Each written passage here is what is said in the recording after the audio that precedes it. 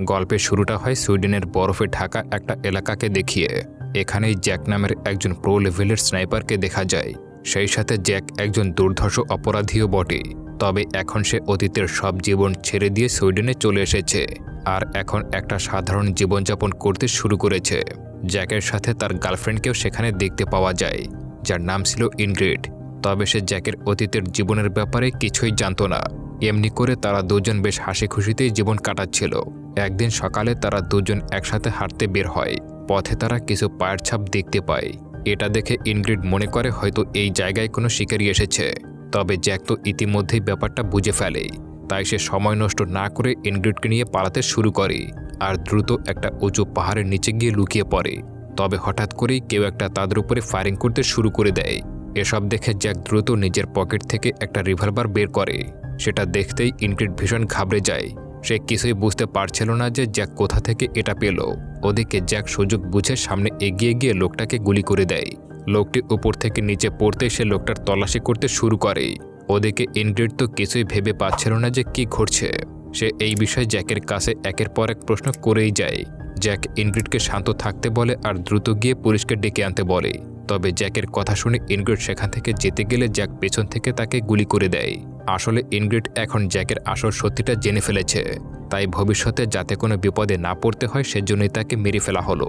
ওদিকে কিছুটা দূরে অন্য একজন অপরাধীকে দেখতে পাওয়া যায়, যে কিনা এখনও সেখানে অপেক্ষা করছিল তার পার্টনারের জন্য, যাকে সে জ্যাককে মারার জন্য পাঠিয়েছিল। অন্যদিকে জ্যাকও ধীরে ধীরে সেই দিকে এগোতে শুরু করে।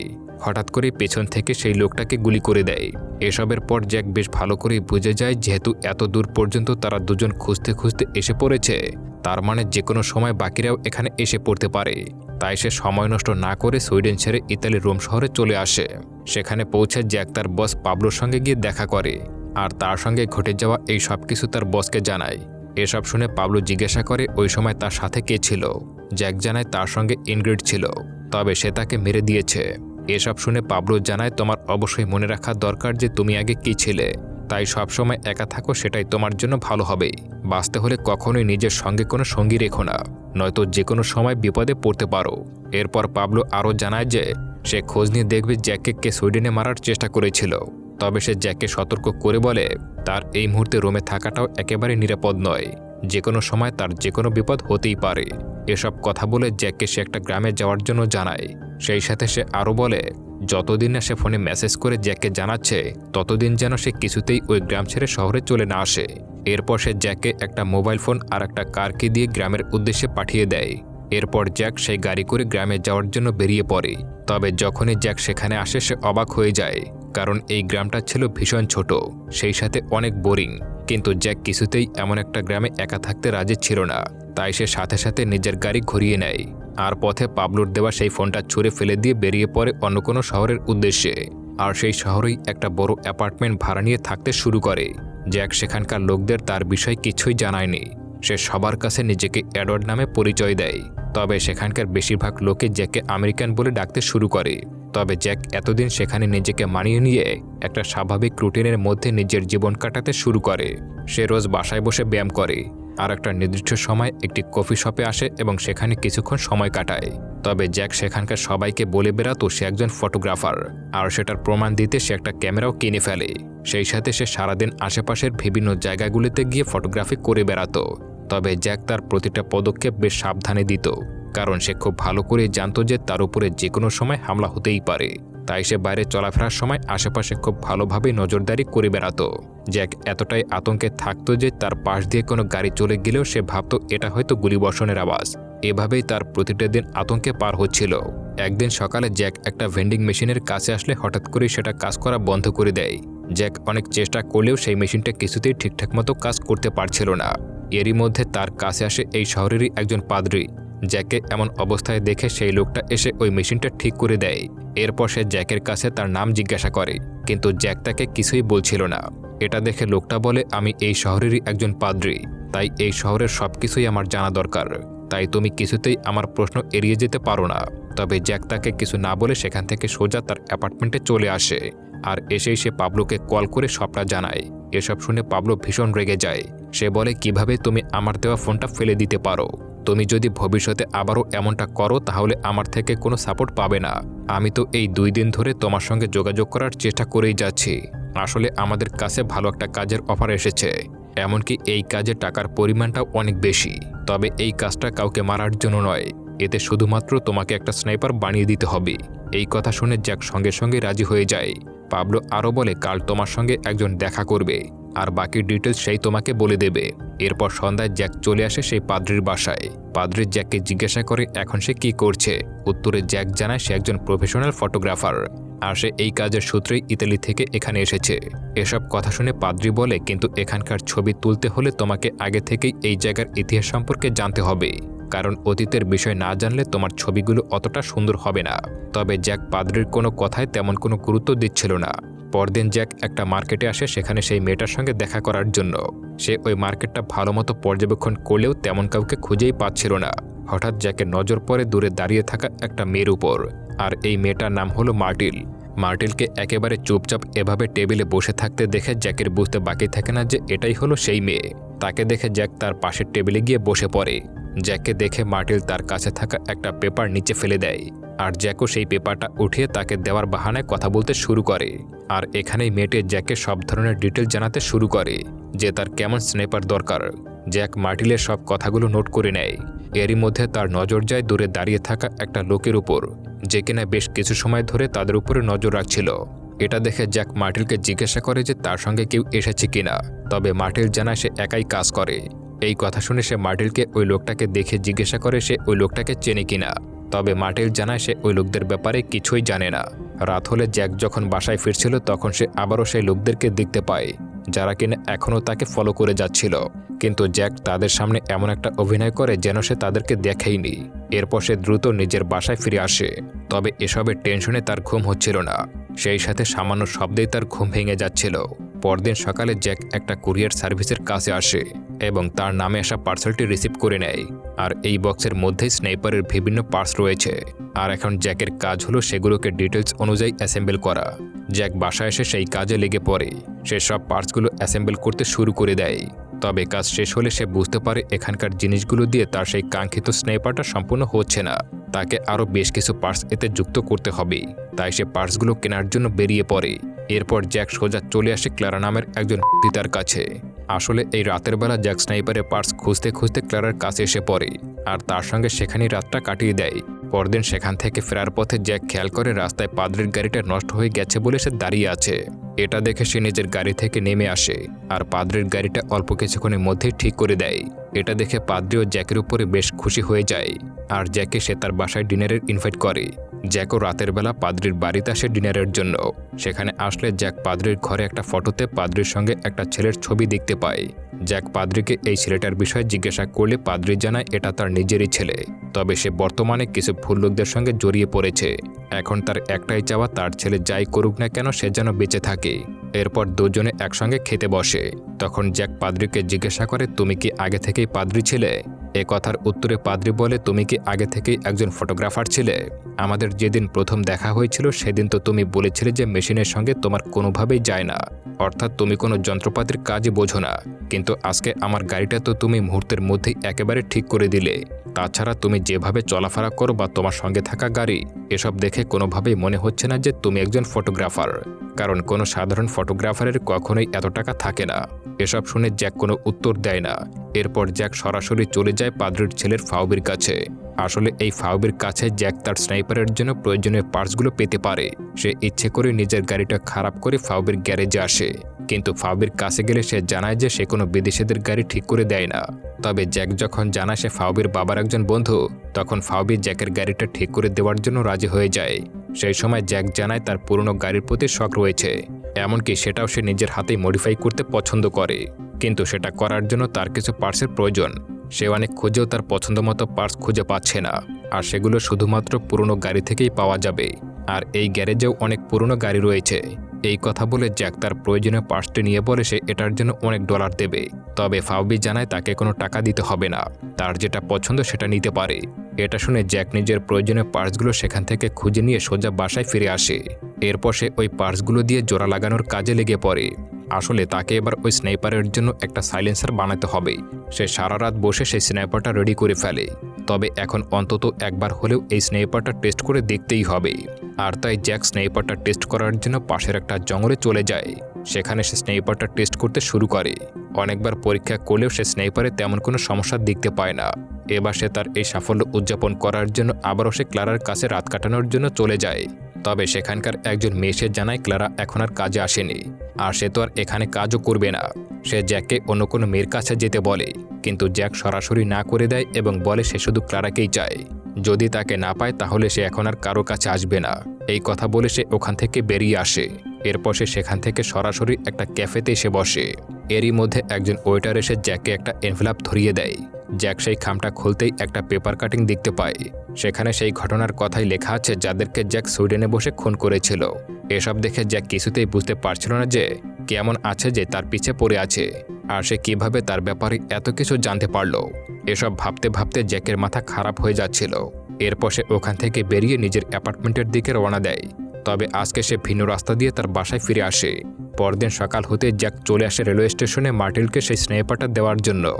যখনই মার্টিন আসে তখন জ্যাক তাকে সেই স্নাইপারের প্রতিটা পার্টস আলাদা করে দেয়, কিন্তু মার্টিন সাথে সাথে খুব সহজে সেই পার্টসগুলো অ্যাসেম্বল করে নেয়। এসব দেখে জ্যাকের বুঝতে বাকি থাকে না যে মার্টিন এই ব্যাপারে সত্যি অনেকটা দক্ষ। স্নাইপার অ্যাসেম্বল করা হয়ে গেলে সে সেটা টেস্ট করতে শুরু করে দেয়। আর জ্যাকও মার্টিলের হাতের কাজ দেখে বেশ অবাক হয়ে যায়, কারণ তার নিশানা একেবারে নিখুঁত ছিল। এবার সে সাইলেন্সার ব্যবহার করে একবার টেস্ট করতে চায়। এই কথা বলে মার্টিল জ্যাকের হাতে বন্দুক ধরিয়ে দিয়ে দূরে গিয়ে দাঁড়িয়ে পড়ে, আর জ্যাককে তার পাশে থাকা ফুলগুলোকে শ্যুট করতে বলে। মার্টিলের এমন কথা শুনে জ্যাকও বেশ অবাক হয়ে যায়, কারণ সে বুঝতে পারছিল না যে মার্টিল কেন তাকে এতটা ভরসা করে আছে। যদি সে সামান্য ভুল করে তাহলে তো মার্টিলের জীবনও চলে যেতে পারে, কিন্তু মার্টিলের তাতে তেমন কিছুই আসে যায় না। সে জ্যাককে গুলি চালাতে বলে। জ্যাক কয়েকবার তার পাশের ফুলগুলোকে শ্যুট করে দেয়, কিন্তু আশ্চর্যের ব্যাপার হলো মার্টিল একবারও নিজের চোখের পলক পর্যন্ত ফেলছিল না। এরপর সে জ্যাকের কাজের বেশ প্রশংসা করে আর বলে, রাইফেলটা তো অনেক ভালো বানিয়েছ। তবে সে এই রাইফেলে আরও বেশ কিছু কাজ করতে বলে এবং সেই ডিটেলসগুলো সে জ্যাকের হাতে তুলে দেয়। সেই সাথে মার্টিল জ্যাকের অর্ডারের অর্ধেক পেমেন্টও দিয়ে দেয়। আর যাওয়ার আগে সে বলে সামনের মাসের শেষের দিকে সে স্নাইপারটা নিয়ে যাবে। তবে জ্যাক যাওয়ার আগে একটা ওয়াইনের বোতল বের করে মাটিতে ফেলে দেয়। এটা করার কারণ হলো যাতে অন্য কেউ এখানে এলেও আসলে মনে করে এখানে কেউ ড্রিঙ্কস করতে এসেছিল। এরপর রাত হলে জ্যাক নিজের বাসার উদ্দেশ্যে রওনা দেয়। তবে আসার পথে জ্যাক নিজের বাসার সামনে সেই লোকগুলোকে দেখতে পায়, যারা কিনা সেদিন ক্যাফেতে বসে তাকে ফলো করছিল। জ্যাক লোকটিকে দেখার সাথে সাথে তার চোখ ফাঁকি দিয়ে লুকিয়ে পড়ে। এরপর যখন সেই লোকটা জ্যাকের দিকে এগিয়ে আসে তখন জ্যাক আচমকা বেরিয়ে সেই লোকটার দিকে গান পয়েন্ট করে।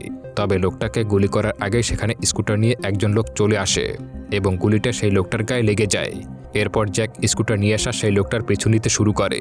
সেই লোকটা নিজের গাড়ি নিয়ে সেখান থেকে দ্রুত পালিয়ে যায়, কিন্তু পালিয়ে যাওয়ার আগে জ্যাক লোকটার গাড়ির টায়ারে গুলি করে দেয়।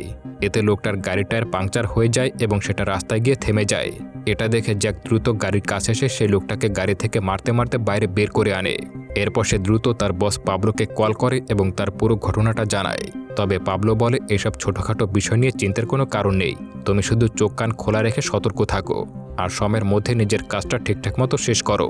তবে জ্যাক বলে সে যেভাবেই হোক না কেন এটা জেনেই ছাড়বে যে তার সঙ্গে এমনটা কে করছে আর কেনই বা তাকে মারতে চাইছে। পাবলো তাকে শান্ত করে বলে, এই নিয়ে টেনশন করো না, আমি সব খোঁজ নিয়ে দেখছি যে এসব কে করাচ্ছে। এসব শোনার পর জ্যাক বাসায় ফিরে চুপচাপ বিছানায় শুয়ে পড়ে, কিন্তু কিছুতেই যেন তার ঘুম আসছিল না। এখানে জ্যাকের বারবার ইনগ্রিডের কথা মনে পড়ছিল, যে কিনা কোনো দোষ না করা সত্ত্বেও তার জন্যই প্রাণ হারিয়েছিল। এসব ভেবে ভেবে জ্যাক ভীষণ অস্থির হয়ে উঠছিল। পরদিন ভোর হতেই জ্যাক রাস্তায় হাঁটতে বেরিয়ে পড়ে। রাস্তায় তার সঙ্গে সেই পাদ্রীর দেখা হয়ে যায়। সে জ্যাককে জানায় তাদের শহরে একটা খুন হয়েছে। সে আরও বলে, তাই তুমি যদি কোনো দোষ স্বীকার করতে চাও তাহলে আমার সামনে করতে পারো, কারণ এই কথা শুধু তোমার আর আমার মধ্যেই সীমাবদ্ধ থাকবে।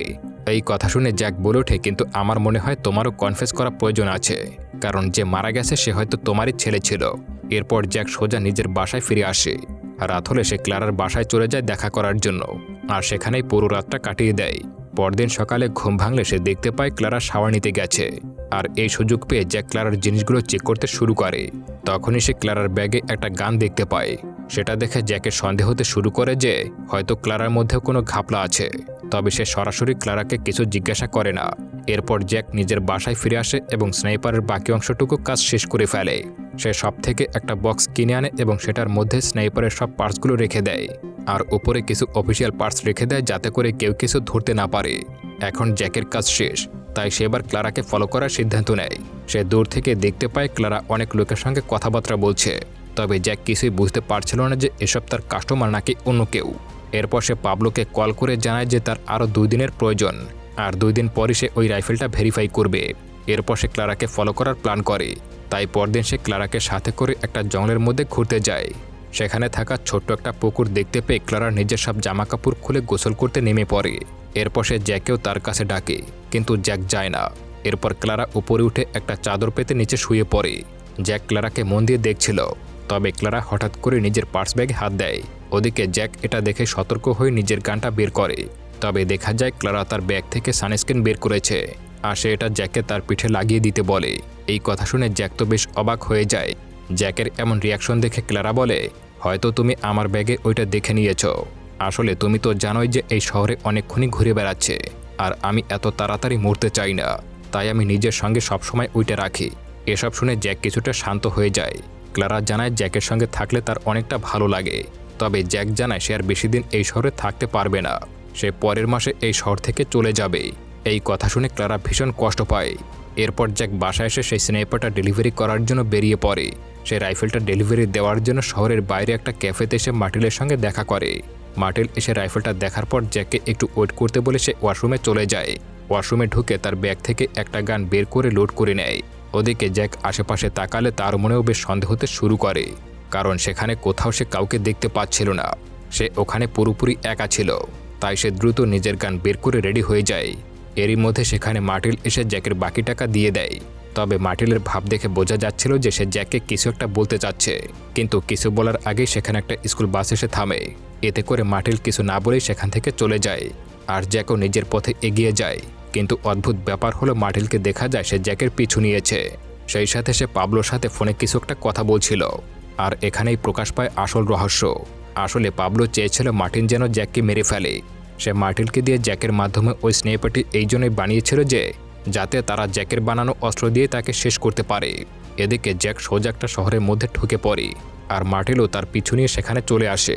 সে একটি বাড়িতে ঢুকেই সেই বাড়ির মালিককে মেরে ছাদে চলে যায়, কারণ সেখান থেকে একেবারে নিখুঁত নিশানা লাগানোর পজিশন ছিল। অন্যদিকে জ্যাককে দেখা যায় সে ক্লারার সঙ্গে দেখা করছে। সে ক্লারাকে জানায় যে সে এই দেশ থেকে চলে যাচ্ছে। সেই সঙ্গে সে ক্লারাকেও তার সঙ্গে যার প্রস্তাব দেয়। এই কথা শুনে ক্লারা তার কথায় রাজি হয়ে যায় এবং জানায় সেও চায় জ্যাকের সঙ্গে একসাথে থাকতে। এরই মধ্যে সেখানে পাবলো চলে আসে আর মার্টিলকে অর্ডার দেয় যে যেন যত দ্রুত সম্ভব জ্যাককে স্নাইপারের টার্গেটে নিয়ে নিতে। তবে দেখা যায় মার্টিল যখনই স্নাইপারের ট্রিগার চাপে তখনই গুলি সোজা জ্যাকের দিকে না গিয়ে উল্টো মার্টিলের নিজের মাথায় লেগে যায়। আসলে জ্যাক আগেই সন্দেহ করেছিল, তাই সে স্নাইপারের সেটিংস বদলে দিয়েছিল। এরপর সে যখন মার্টিলকে ছাদ থেকে নিচে পড়ে থাকতে দেখতে পায় তখন সে দ্রুত কিছু টাকা বের করে ক্লারাকে দেয়। সে বলে যত দ্রুত সম্ভব এখান থেকে পালিয়ে জঙ্গলে যাও, যেখানে আমরা একসঙ্গে দেখা করতাম। এই কথা বলে সে দৌড়ে মার্টিলের কাছে আসে এবং জিজ্ঞাসা করে তাকে কে পাঠিয়েছে। মার্টিল মারা যাওয়ার আগে পাবলোর নামটা জ্যাককে জানিয়ে দেয়। এই কথা শুনে জ্যাক রেগে বেরিয়ে পড়ে পাবলোকে মারার জন্য। সে পাশের গলিগুলোর মধ্যে পাবলোকে খুঁজতে খুঁজতে এগোতে শুরু করে, কিন্তু দেখা যায় পাবলো তার পেছনেই রয়েছে। যখন জ্যাক বুঝতে পারে যে পাবলো তার পেছনে, তখন সে বলে ওঠে আমি সবটা জেনে ফেলেছি। এই কথা বলতে পাবলো জ্যাকের উপরে বন্দুক তাক করে এবং তাকে শ্যুট করতে যায়, তবে তার আগেই জ্যাক পাবলোকে গুলি করে সেখানেই খতম করে দেয়। এতে পাবলো সেখানেই প্রাণ হারায়। এরই মধ্যে জ্যাকের মাথা আসে ক্লারার কথা, যাকে সে ওই জঙ্গলে গিয়ে অপেক্ষা করতে বলেছিল। এরপর সে দ্রুত বেরিয়ে পড়ে ক্লারার কাছে যাওয়ার জন্য। পথে যাওয়ার সময় জ্যাক বুঝতে পারে পাবলো তার পেটে গুলি করেছিল, আর এখন সেখান থেকে অনবরত রক্তক্ষরণ হচ্ছে। এমন হলে সে আর কিছুক্ষণের মধ্যেই প্রাণ হারাতে পারে। তবুও সে নিজের জীবনের পরোয়া না করে একবারের জন্য ক্লারাকে দেখার জন্য সেই জঙ্গলে পৌঁছে যায়। সামনে সে ক্লারাকে দাঁড়িয়ে থাকতে দেখতে পায়। ক্লারাও জ্যাককে দেখে দৌড়ে আসতে শুরু করে, কিন্তু ক্লারা কাছে পৌঁছানোর আগেই জ্যাক সেখানেই প্রাণ হারায়। আর এরই সঙ্গে সঙ্গে মুভিটা এখানেই শেষ হয়ে যায়। বন্ধুরা, মুভির কোন পার্টটা আপনার সবথেকে বেশি ভালো লেগেছে কমেন্ট করে জানাতে পারেন। আমার সবথেকে বেশি কষ্ট হচ্ছে ইনগ্রিডের কথা ভেবে। একটা নিরপরাধ মেয়ে কিভাবে নিজের ভুলের জন্য নিজে শেষ হয়ে গেল।